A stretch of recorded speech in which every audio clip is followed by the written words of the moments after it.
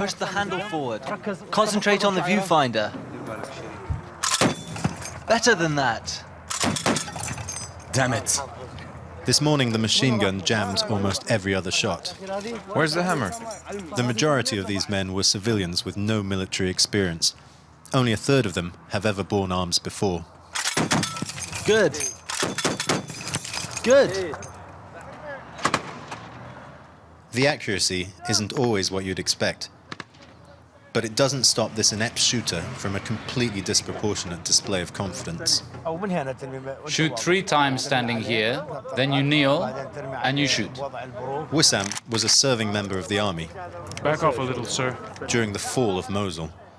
He wishes to remain anonymous.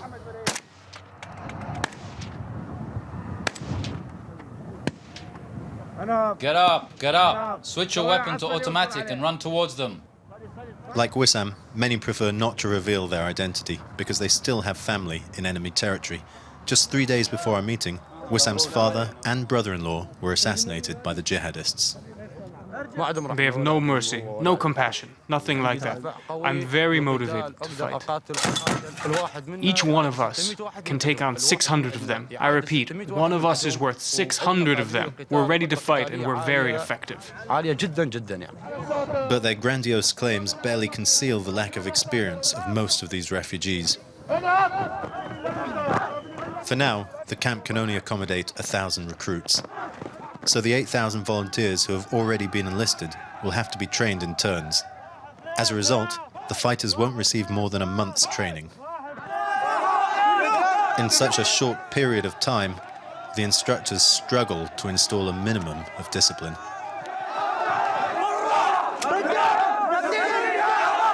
This former officer in Saddam Hussein's army nevertheless hopes that last June's nightmare scenario will not repeat itself. Soldiers obey orders, so when they received an order to withdraw, their morale collapsed and the army was disbanded. But today, it's different. Things will change radically.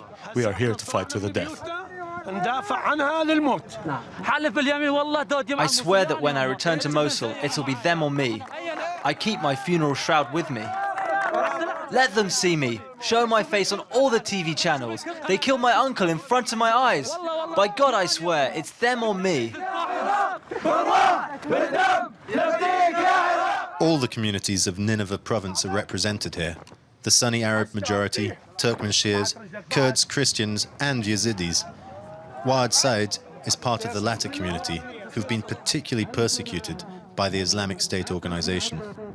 Those jihadists have committed numerous atrocities. They abducted and raped our women and girls. They killed our brothers. We Yazidis, with all the other communities, will hunt them down wherever they are, and we will eliminate them. Between training sessions, we find Wa'ad in his quarters.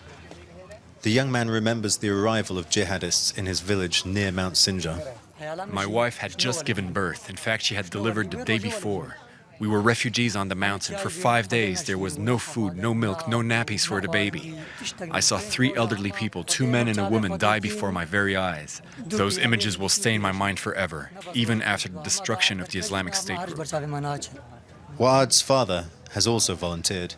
He served for 18 years in Saddam Hussein's army and believes he knows how to defeat the jihadists.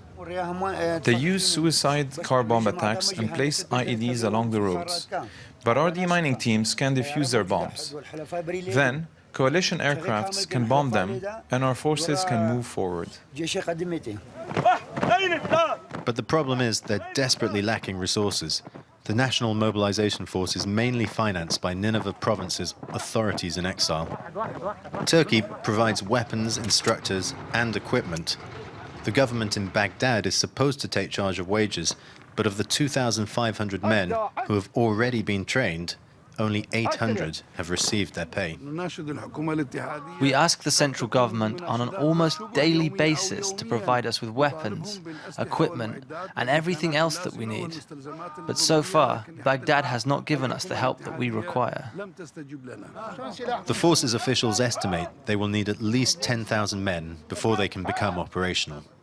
They actually hope to train more than double this number, but at current rates, they're unlikely to go on the offensive before next year. So for now, the jihadists who are only 10 kilometers behind these mountains, have nothing to fear.